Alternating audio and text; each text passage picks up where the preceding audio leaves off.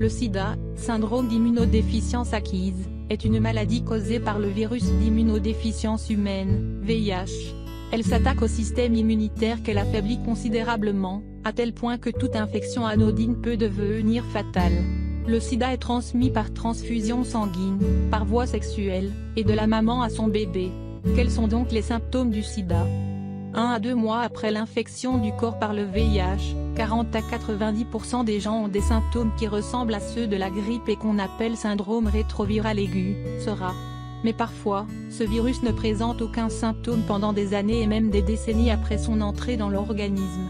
Pendant les premières phases de l'infection, le corps ne donne généralement aucun signe de la présence du VIH, précise le Dr Michael Orberg, le directeur du département de VIH-Sida au centre hospitalier de Kaiser Permanente à Oakland, Californie. En France, 30 000 personnes séropositives ne savent pas qu'elles sont. On mesure mieux l'importance de faire des tests réguliers. En cas de rapport sexuel non protégé avec plusieurs partenaires ou de prise de drogue en intraveineuse, les risques sont multipliés. Voici les symptômes qui peuvent indiquer que vous êtes séropositif. La fièvre. L'un des premiers signes du SRA peut être une température légèrement élevée, qui atteint les 38,5 degrés Celsius.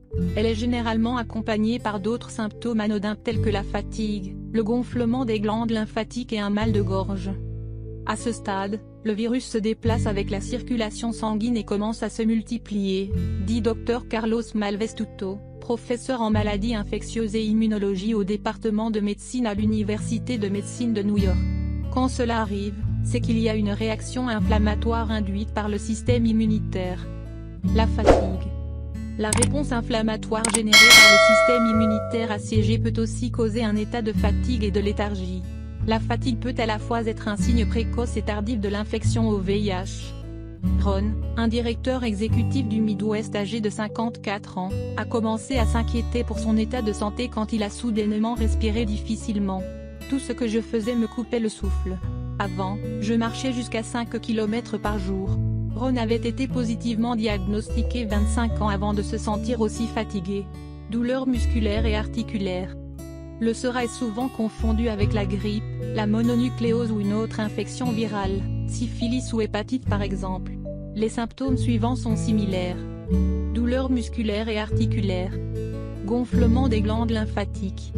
Les nœuds lymphatiques, faisant partie du système immunitaire, ont tendance à s'inflammer en cas d'infection. Ils se situent généralement au niveau des aisselles, de l'aine et du cou.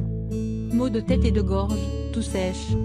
Maux de tête, maux de gorge et toux sèche persistantes peuvent être également des symptômes du SRA.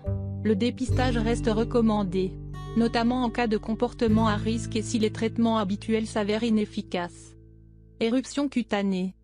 Les éruptions cutanées peuvent survenir dans les premières comme dans les dernières phases de l'infection. Pour Ron, c'était un autre signe qui indiquait qu'il ne souffrait pas d'allergie ou de rhume ordinaire. Elles ressemblaient à des furoncles, avec des zones rouges sur les bras, et qui démangent. Ces éruptions peuvent aussi apparaître sur le tronc, et si elles ne sont pas facilement expliquées ou traitées, un test de VIH s'impose, dit Dr Orberg. Nausées, vomissements et diarrhée. 30 à 60% des personnes séropositives souffrent, pendant les premières phases de leur maladie, de nausées, de vomissements et de diarrhée, dit Dr Malvestuto. Ces symptômes peuvent également apparaître suite à la thérapie antirétrovirale, ou dans une phase avancée de la maladie. Une infection opportuniste peut causer ces troubles. Selon le Dr Orberg, une diarrhée qui ne guérit pas et qui ne répond à aucune forme de traitement peut être un signe de la maladie. Perte de poids. La perte de poids est aussi un signe d'un état d'infection avancé. Une diarrhée sévère peut la provoquer. Selon Dr Malvestuto, si vous êtes déjà en train de perdre du poids, cela signifie que votre système immunitaire est déjà assez appauvri. Selon le département américain de santé et de services humains, une personne qui souffre du syndrome de perte de poids est celle qui perd 10% ou plus de son poids et qui a souffert de diarrhée, de faiblesse ou de fièvre pendant plus de 30 jours. Sueur nocturne. En outre, la moitié des personnes atteintes du sida souffrent de sueur nocturne. Elles surviennent principalement pendant les premières phases de la maladie.